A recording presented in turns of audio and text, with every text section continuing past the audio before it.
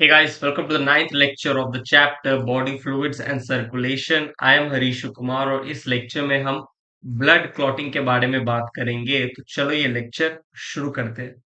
तो स्टूडेंट्स चलिए बात करते हैं ब्लड क्लॉटिंग के बारे में। Blood flows from cut or wound, but after some times it stops automatically. It is called clotting of blood या blood clotting. जब आपको कहीं चोट लगती है, कट लगता है, तो वहां से आप देखते हो क्या होता है, ब्लड का लॉस होता है। बट कुछ समय बाद आप देखते हो कि जो ब्लड लॉस था वो ऑटोमेटिकली स्टॉप हो जाता है। क्यों? क्योंकि वहां पे क्लॉटिंग हो गई है ब्लड की, ब्लड क्लॉटिंग हो गई है। ठीक। देखिए क्या होता है, जब कहीं पे कट लगता है ना, ठीक है, कहीं पे चोट लगता है, तो उस एरिया की जो ब्लड वेसल्स होती है ना, वो रप्चर हो जाती है, डैमेज हो जाती है, और वहीं से ब्लड का लॉस होने लग जाता है। ठीक है, अब उस रप्चर ब्लड वेसल में कुछ समय बाद आप देखोगे कि जो ब्लड का जो फ्लो हो रहा था, जो लॉस हो रहा था, जहां पे वो ब्लड वेसल रप्चर हुआ था, वहां पे ब्लड की क्लॉटिंग हो जाती है, क्लॉटिंग ऑफ ब्लड, जिसके कारण से जो ब्लड लॉस होता है वो रुक जाता है। अब ये क्लॉटिंग ऑफ ब्लड क्या है, इसी चीज को तो हम समझेंगे डिटेल में। ठीक है, तो देखिए, ब्लीडिंग टाइम कितना होता है, 1 to 3 मिनट। ठीक है, जब भी कहीं पे कट लगता है तो 1 से 3 मिनट तक खून जो है वो लॉस होता है। Clotting time 2 to 8 minute. ठीक है, फिर 2 से 8 मिनट लगता है क्लॉटिंग टाइम में। ठीक है, ब्लड की क्लॉटिंग हो जाती है और जो ब्लड लॉस हो रहा था आपके शरीर से वो रुक जाएगा। Blood clotting is a biochemical process. Bio यानी कि लिविंग में हो रहा है, केमिकल यानी कि बहुत सारे केमिकल्स की रिक्वायरमेंट होती है। कैल्शियम बहुत ज्यादा जरूरी होता है। ठीक है, ब्लड क्लॉटिंग के समय कैल्शियम की बहुत ज्यादा जरूरत पड़ती है। बहुत सारे प्रोटीन इन्वॉल्व होते हैं, बहुत सारे फैक्टर्स इन्वॉल्व होते हैं ब्लड क्लॉटिंग में, जिसकी हम बात करेंगे आगे। ठीक है, क्लॉटिंग फैक्टर्स इन्वॉल्व होते हैं, प्रोथ्रोम्बिन, फिब्रिन, ठीक है, फिब्रिनोजेन, ये सारे इन्वॉल्व होते हैं, प्रोटीन इन्वॉल्व होते हैं, फैक्टर्स इन्वॉल्व होते हैं, एंजाइम्स इन्वॉल्व होते हैं। तो सारी चीजें हम देखेंगे, अभी समझेंगे, पूरा प्रोसेस समझेंगे हम ब्लड क्लॉटिंग का। ठीक है, तो याद रखिएगा, blood clotting is a chemical process. ये देखिए यहाँ पे क्या हो रहा है, ये एक ब्लड वेसल है। ठीक है, ब्लड वेसल यहाँ से रप्चर हो गया। ठीक है, यहाँ से रप्चर हो गया ब्लड वेसल। जहां से रप्चर हुआ, ब्रोकन ब्लड वेसल वॉल। ठीक है, ये ब्लड वेसल का जो वॉल था ब्रेक हो गया। तो यहाँ से देखो आरबीसी और प्लेटलेट जो है इस तरीके से बाहर जाने लगे, यानी कि ब्लड का लॉस होने लगा। ठीक है, इस ब्रोकन ब्लड वेसल से कुछ समय बाद आप देखोगे ये जो प्लेटलेट्स थी, ठीक है, ये एक्टिवेट हो गई, एक्टिवेटेड प्लेटलेट। ठीक है, और यहाँ पे एक क्लॉट का फॉर्मेशन हो गया। यहाँ पे एक आपको दिख रहा होगा फिब्रिन। ठीक है, फिब्रिन प्रोटीन दिख रहा होगा, फाइबर लाइक। ओके, फिब्रिन क्या है, इसकी बात हम आगे करने वाले हैं। तो यहाँ पे ये एक प्लेटलेट, देखो एक्टिवेटेड प्लेटलेट का एक क्लॉट बन गया। ठीक। ओके, तो इस तरीके से क्या हो गया, देखो जो ये जो ब्लड वेसल, जो जो वॉल टूटा था, जो रप्चर हुआ था, वो अब क्या हो गया, रिपेयर हो गया। ठीक है, तो इस तरीके से क्या होगा, ब्लड क्लॉटिंग हो जाएगी। टाइमिंग क्या होती है, 2 से 8 मिनट ब्लड क्लॉटिंग की टाइमिंग। ब्लीडिंग टाइमिंग 1 से 3 मिनट। पहले तो 103 मिनट, 1 से लेकर 3 मिनट आपका खून का लॉस होने वाला है। ठीक है, और जैसी ब्लीडिंग टाइम आएगा, उस ब्लीडिंग टाइम की शुरुआत होगी, वैसी क्लॉटिंग टाइम की भी शुरुआत हो जाएगी। और क्लॉटिंग टाइम जो है वो थोड़ा समय लगता है, 2 से 8 मिनट का समय लेता है क्लॉटिंग। ठीक। चलिए आगे बढ़ते हैं, moving on to the next slide. अब स्टूडेंट्स देखिए, sometimes clots are also formed in intact blood vessels, which are of two types.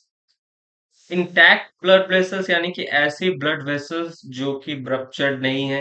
ठीक है, अच्छी खासी ब्लड वेसल है, हेल्दी ब्लड वेसल है, कुछ नहीं हुआ ब्लड वेसल को। लेकिन उन ब्लड वेसल्स के अंदर भी कभी कभार देखने को मिलता है कि क्लॉट्स का फॉर्मेशन हो गया। अब ये जो क्लॉट्स होती है, जो कि इंटैक्ट ब्लड वेसल्स के अंदर फॉर्म हो जाती है, वो दो तरह की होती है, टू टाइप्स। एक तो है थ्रोम्बस क्लॉट, एक होता है इम्बोलस क्लॉट। ठीक है, these are the two types of clots that are formed in healthy intact blood vessels. ठीक।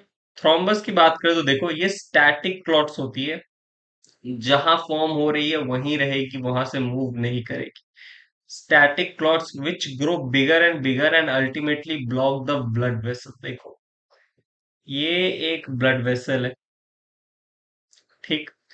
यहाँ पे क्या हो रहा है, देखो अब यहाँ पे क्या, डब्ल्यूबीसी, आरबीसी, प्लेटलेट्स ये सब फ्लो कर रही होगी, ओके, फ्लो कर रही है। अब यहाँ पे धीरे धीरे क्या होता है, क्लॉट का फॉर्मेशन होता है। जो प्लेटलेट्स होती है, ठीक है, जो आरबीसी होती है, ये सब ऐसे से एक दूसरे से चिपकने लगते हैं और क्लॉट का इस तरीके से फॉर्मेशन हो जाता है। ठीक है, क्लॉट का फॉर्मेशन हो गया। ये क्लॉट एक ही जगह रहती है, ठीक है, स्टैटिक होती है, यहीं पे सिर्फ रहेगी, जहां पे बनी है वहीं पे बनेगी और धीरे धीरे बिगर एंड बिगर होती रहेगी। जैसे जैसे और प्लेटलेट्स जाके इसमें अटैच होते रहेंगे, वैसे वैसे ये क्लॉट साइज में और बड़ी होगी और ब्लड वेसल को ब्लॉक कर देगी। ठीक है, ब्लॉक कर देगी मतलब क्या, जो ब्लड अब यहाँ से पास हो रहा था, जो फॉर्म्ड एलिमेंट्स जितनी आसानी से पास हो रहे थे यहाँ से, ठीक है, वो अब आराम से पास नहीं हो पाएंगे। ब्लड का फ्लो जो है उस पे असर पड़ेगा, ब्लड सही से फ्लो नहीं कर पाएगा, ठीक, because of this thrombus clot, right. अब एम्बोलस क्लॉट की बात करें, ये कैसे क्लॉट होती है, moving clots which flow with blood and ultimately get dissolve in blood. देखो, इस तरीके से फॉर्म हुई, ठीक है, फॉर्म हुई और फिर एक जगह से दूसरी जगह ब्लड में क्या कर रही है, फ्लो हो रही है, ठीक है, एक जगह से दूसरी जगह पूरे ब्लड में ये क्या करती रहती है, फ्लो करती रहती है। मूविंग क्लॉट्स होती है, स्टैटिक नहीं, which flow with blood, blood के साथ फ्लो कर रही है and ultimately get dissolve in blood, और ब्लड में फिर डिजॉल्व हो जाती है, ठीक है। चलो, थ्रोम्बस क्लॉट जो होता है, if this clot is formed in the coronary vessels, then is called coronary thrombosis which can cause heart attack. Coronary vessels होते हैं कुछ, जैसे कि कोरोनरी आर्टरी,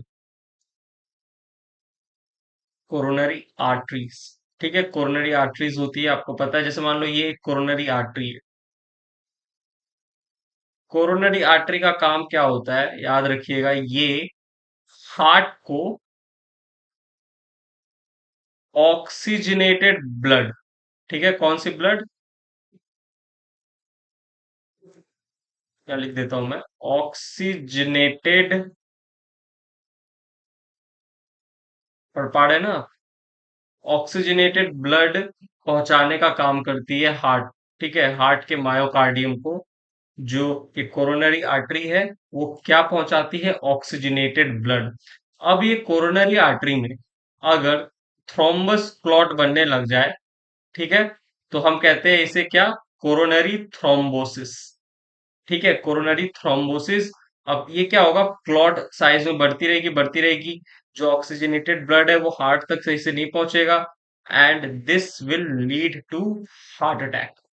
और जो पर्सन है जिसके कोरोनरी वेसल में, कोरोनरी आर्टरी में ये कोरोनरी थ्रोम्बोसिस हुआ, ठीक है, थ्रोम्बस क्लॉट बना कोरोनरी आर्टरी में, उनको क्या हो जाएगा, हार्ट अटैक हो जाएगा, क्योंकि हार्ट तक ऑक्सीजनेटेड ब्लड सही से पहुंच ही नहीं रही है, ठीक है, तो खतरनाक है। लेकिन थ्रोम्बस से भी ज्यादा एम्बोलस खतरनाक होता है। एम्बुलेंस देखो, more harmful due to their moving nature, इनका मूविंग नेचर है, ये कहीं भी पहुंच जाती है, बनती कहीं है और है, पहुंच कहीं और जाती है, ठीक है। ये तो थ्रोम्बस क्लॉट तो जहां बनती है वहीं रहेगी, स्टैटिक, लेकिन ये मूविंग क्लॉट है। हो सकता है कोई ऐसे ब्लड वेसल में जाके अटक जाए जो आपका ऑक्सीजनेटेड ब्लड आपके ब्रेन तक लेके जा रहा था, ठीक है, ब्रेन तक लेके जा रहा था, और वहां पे अगर वो मूविंग क्लॉट पहुंच गई तो ब्रेन तक ऑक्सीजनेटेड ब्लड नहीं जाएगा, ब्रेन डेड हो जाएगा पर्सन, ठीक है। लिवर तक जा रहा था, ब्लड वेसल एक जो लिवर तक आपको ऑक्सीजनेटेड ब्लड लेके जा रहा था, और क्या हुआ, वहां पे क्लॉट्स बन गए और लिवर तक खून सही से नहीं पहुंचा, लिवर डैमेज। तो किसी भी टिश्यू तक अगर ऑक्सीजनेटेड ब्लड जा रहा है और उस टिश्यू के अगर उस वेसल में जो बस वेसल उस टिश्यू तक ऑक्सीजनेटेड ब्लड लेके जा रहा है, जो ब्लड वेसल, उस ब्लड वेसल में अगर ये इम्बुलस क्लॉट पहुंच गई, तो उस पर्टिकुलर टिश्यू तक ऑक्सीजनेटेड ब्लड नहीं जा पाएगा सही से, और वो टिश्यू डैमेज हो जाएगी।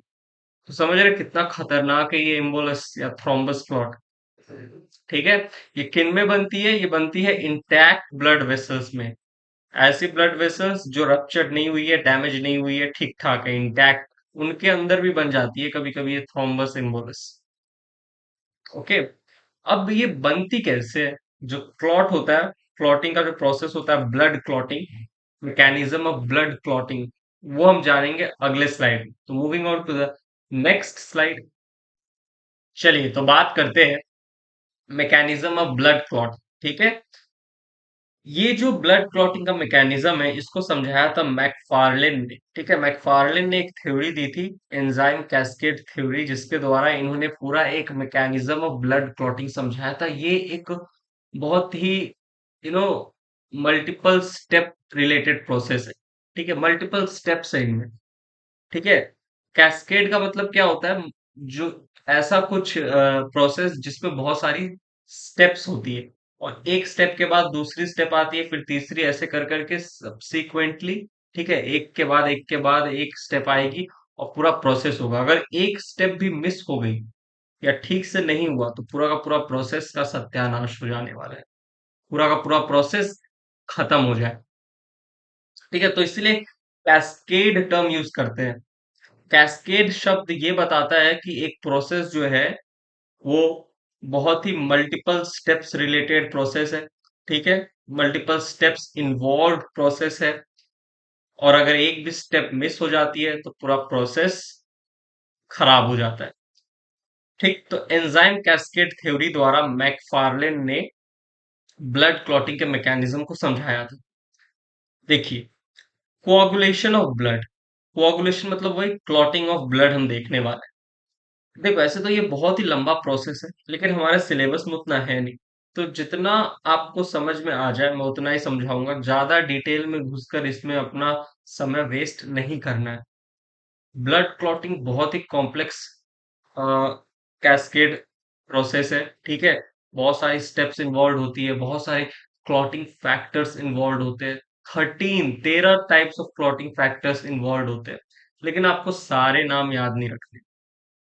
ठीक है, जितना आपके सिलेबस में है मैं उतना ही पढ़ाऊंगा, उससे थोड़ा ज्यादा पढ़ाऊंगा, लेकिन बहुत ज्यादा नहीं, क्योंकि उतना आपको टाइम वेस्ट नहीं करना, राइट।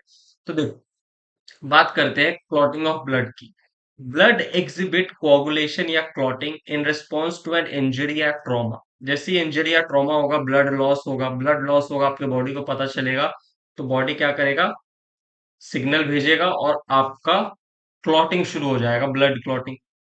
ठीक है, ब्लड का क्लॉटिंग शुरू हो जाएगा, ताकि ब्लड लॉस रुक जाए। ज्यादा ब्लड लॉस होने से आपकी डेथ हो सकती है। ठीक है, तो क्लॉटिंग बहुत जरूरी है ब्लड का। अब ये कैसे होता है, देखिए। Prevent excessive loss of blood from the body. ठीक है, क्लॉटिंग क्या करता है? It prevent excessive loss of blood from the body. वापस से पढ़ रहा हूं यहां से मैं, ब्लड एग्जिबिट कोagulation या clotting in response to an injury. इससे क्या होता है? जो एक्सेसिव लॉस ऑफ ब्लड होने वाला था बॉडी से, वो उसको प्रिवेंट किया जाता है। ओके। देखिए, इंजरी या ट्रॉमा हुआ, जैसे आपको किसी तरह की चोट लगी। ओके, किसी तरह का ट्रॉमा, इंजरी हुआ, ब्लड वेसल्स डैमेज हो गई। ठीक है, खून निकलने लगा, ब्लड लॉस शुरू हो गया। ठीक है, क्लॉटिंग टाइम कितना था, मतलब ब्लीडिंग टाइम कितना था? 1 to 3 मिनट, 1 to 3 मिनट। और जैसी ब्लीडिंग शुरू होती है, वैसी क्लॉटिंग भी शुरू हो जाती है। क्लॉटिंग टाइम कितना होता है? 2 to 8 मिनट, राइट। तो जैसे आपको इंजरी हुआ या ट्रॉमा हुआ, तो क्या होगा? देखो, दो चीजें होगी, दो इवेंट्स होंगी। जैसे आपको चोट लगता है और ब्लड लॉस शुरू होने लगता है, तो दो चीजें होती है। सबसे पहला क्या होता है? Tissue at site of injury जो होता है, वो क्या करता है? टिश्यू जो होता है at the site of injury secrete करता है थ्रोम्बोप्लास्टिन। जैसे यहाँ पे आपको चोट लगा, ठीक है, ये मान लो यहाँ पे आपको चोट लगा, तो यहाँ से इसे कट हुआ, कट, ठीक है। तो जैसे यहाँ पे कट लगा, तो इसके आजू बाजू जो टिश्यू होगी ना, वो क्या करेगी? जहां पे इंजरी हुआ है ना, वहां पे थ्रोम्बोप्लास्टिन को सिक्रीट करने लग जाती। थ्रोम्बोप्लास्टिन, ठीक है, थ्रोम्बोप्लास्टिन को सिक्रेट करने लगेगी। क्लोटिंग फैक्टर एक तरह का थ्रोम्बोप्लास्टिन सिक्रेट करेगी tissue at the site of injury. साथ ही साथ एक और चीज होता है, दूसरा चीज क्या होता है? देखो, दूसरा चीज होता है स्टिमुलेट प्लेटलेट्स इन ब्लड। ठीक है, जहां पे आपका, जिस जगह पे आपको कट लगा है ना, उस जगह पे जो ब्लड वेसल्स होगी, उनके अंदर जो प्लेटलेट्स है वो ज्यादा अमाउंट में जाएंगी। ठीक है, ब्लड वेसल से जितनी प्लेटलेट्स होंगी वो वहां पे पहुंचेंगी, मतलब जितनी हो सकती है। ओके, उतनी प्लेटलेट्स उस एरिया पे पहुंचेगी, इस एरिया पे जहां पे आपका ब्लड वेसल डैमेज हुआ है। ठीक है, तो उस ब्लड वेसल का पार्ट डैमेज हुआ है, जहां पे आपको चोट लगा है ना, वहां पे ये प्लेटलेट्स पहुंचती है, स्टिमुलेट प्लेटलेट्स इन ब्लड, और ये प्लेटलेट सिक्रीट करती है थ्रोम्बोप्लास्टिन। तो दो तरह के थ्रोम्बोप्लास्टिन, एक तो प्लेटलेट्स ने सिक्रीट किया, प्लेटलेट्स थ्रोम्बोप्लास्टिन, और एक टिश्यू थ्रोम्बोप्लास्टिन।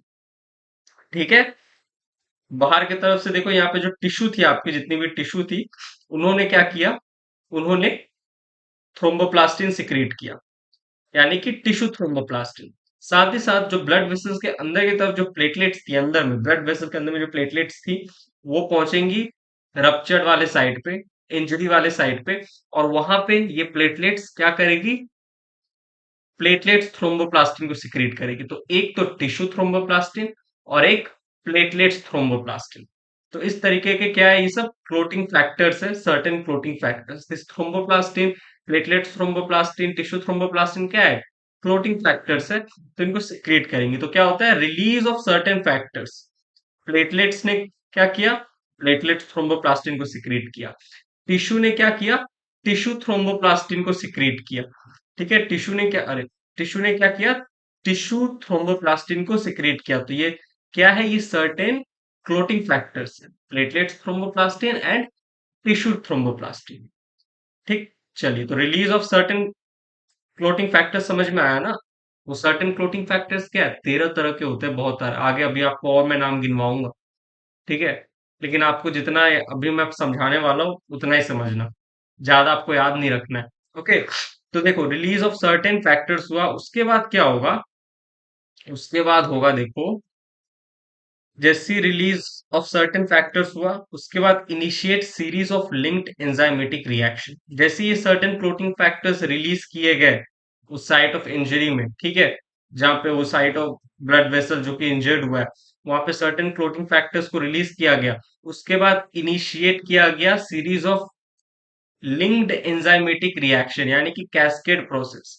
कैस्केड प्रोसेस का मतलब तो वही है ना, एक रिएक्शन के बाद दूसरा रिएक्शन, एक स्टेप के बाद दूसरा स्टेप।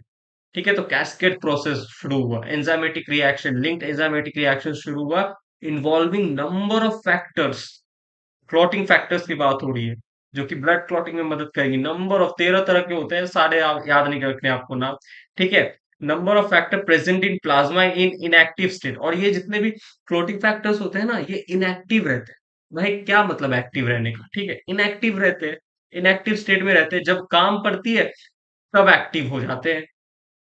काम कब पड़ती है, जब इंजरी हुआ, ट्रॉमा हुआ, ठीक है, ब्लड लॉस हो रहा है, ब्लड का क्लॉटिंग करना है, तब ये क्लॉटिंग फैक्टर्स को एक्टिवेट किया जाएगा। ठीक है, तो देखो क्या हो गया, जैसे रिलीज ऑफ सर्टेन फैक्टर्स हुआ, फिर क्या होता है, इनिशिएट्स सीरीज ऑफ लिंक। ये जो सर्टेन फैक्टर्स होती है, ये क्या करती है, initiate series of linked enzymatic reaction.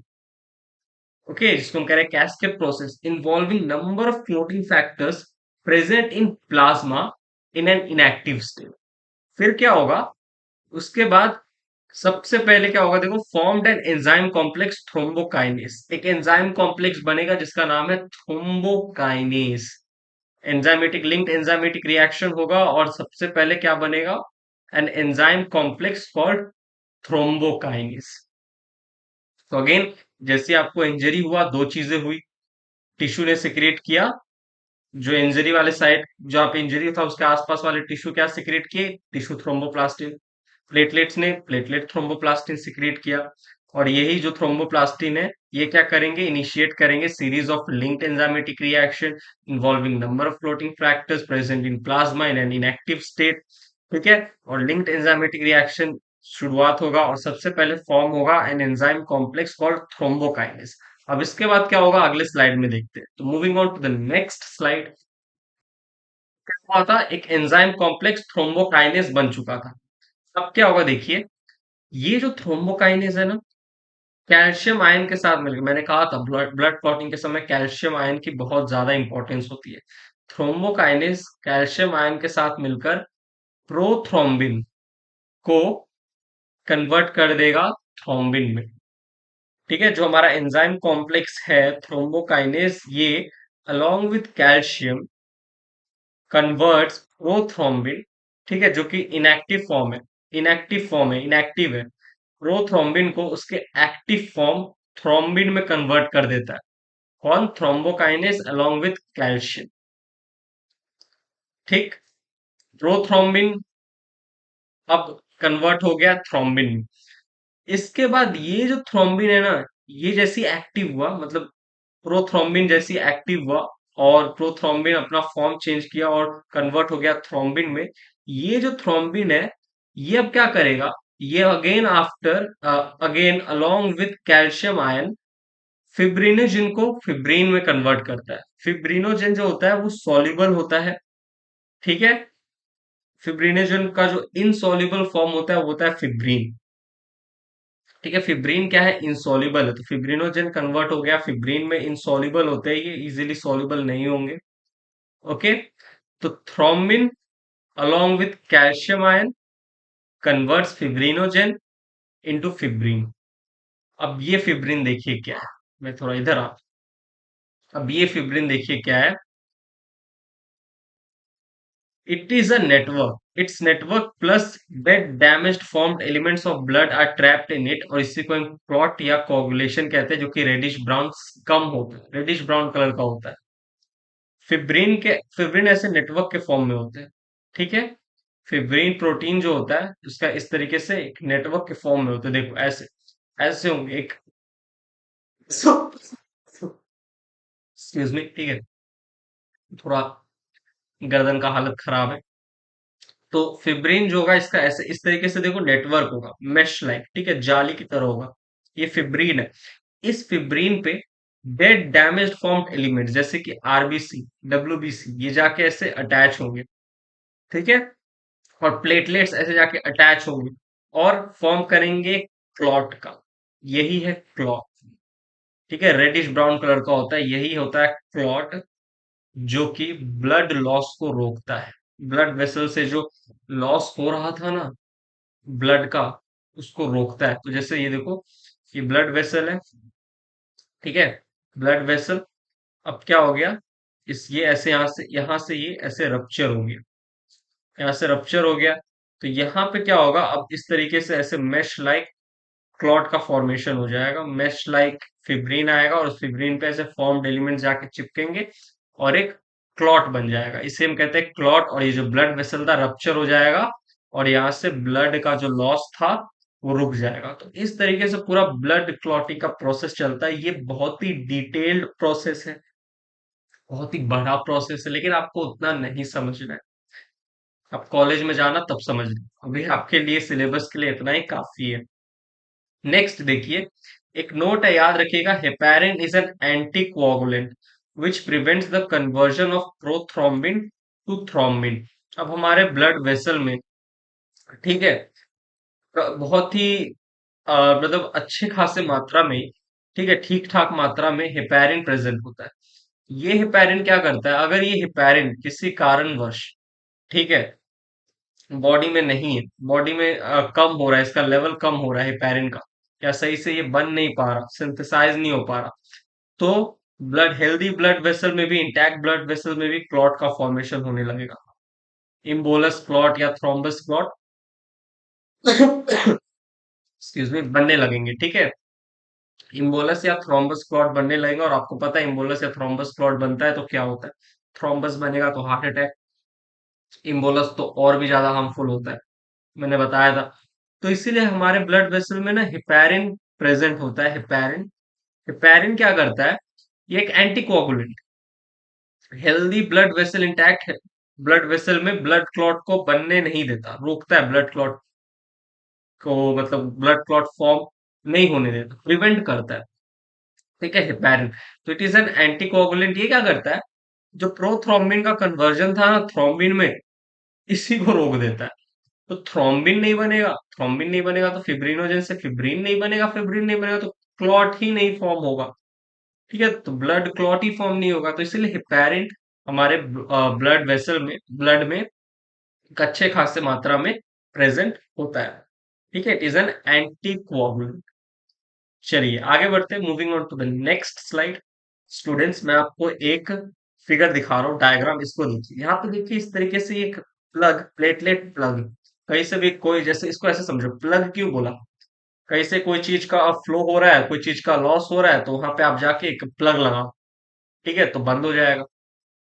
ठीक, एक एक आपके पास एक पानी का बॉटल है, पानी निकल रहा है, पानी निकल रहा है, उसका ढक्कन लगाओ, तो ढक्कन एक प्लग की तरह काम कर रहा है, बॉटल से पानी को नहीं निकलने देगा। वैसे ही यहाँ पे क्या हो गया था, इंजरी था, साइट ऑफ इंजरी, यहाँ पे कट लग गया था। कट लग गया तो यहाँ पे क्लॉट का फॉर्मेशन हो गया। क्लॉट का फॉर्मेशन हो गया यानी कि ये जो क्लॉट था, ये किस तरीके से बिहेव कर रहा है, एक प्लग की तरह, ठीक है, प्लेटलेट प्लग की तरह। यहाँ पे फिब्रीन होगा, फिब्रीन, फिब्रीन होंगे, और फिब्रीन पे ऐसे छोटे छोटे छोटे छोटे बहुत सारे फॉर्म्ड एलिमेंट्स, ठीक है, प्लेटलेट्स, आरबीसी जाके चिपक जाएंगे, और एक क्लॉट बन जाएगा जो कि एक प्लग की तरह काम करेगा, प्लेटलेट प्लग, और यहाँ से ब्लड लॉस को रोकेगा। ठीक है, प्लेट, और कुछ कोलेजन फाइबर्स होते हैं, ये भी इन्वॉल्व होते हैं। ठीक है, ये भी क्या करते हैं, ब्लड लॉस को रोकते हैं ड्यूरिंग इंजरी या ट्रॉमा। ओके, क्लॉटिंग फैक्टर्स के बारे में कुछ बातें याद रखो। 13 फैक्टर्स हेल्प इन क्लॉटिंग, इन ब्लड क्लॉटिंग। नाम आपको याद नहीं रखने, नाम तो जितना आपको मैंने बताया, ठीक है, उतना ही याद रखो। ज्यादा क्लॉटिंग फैक्टर्स के नाम आपको याद नहीं रखने, 13 तरह के आप याद रखो। नेक्स्ट, इतना याद रखो कि 13 factors help in blood clotting. These factors are mainly produced in liver. अच्छा, कहाँ पे प्रोड्यूस्ड होते हैं, लिवर में, ये चीज भी ध्यान रखना है। Vitamin K is required in the synthesis of this clotting factors, mainly prothrombin। Prothrombin जो है ये भी एक क्लोटिंग फैक्टर है, ठीक है, कन्वर्ट होता है थ्रोम्बिन में, थ्रोम्बिन भी एक क्लोटिंग फैक्टर है। फिब्रिन क्लोटिंग फैक्टर है, ठीक है, फिब्रिनोजेन से जो बना है। तो ये सब क्लोटिंग फैक्टर है, ये सब सिंथेसिस कहाँ होता है, लिवर में होता है। और इसके लिए जरूरी क्या है, विटामिन के। विटामिन के is required in the synthesis of this clotting factors, mainly prothrombin.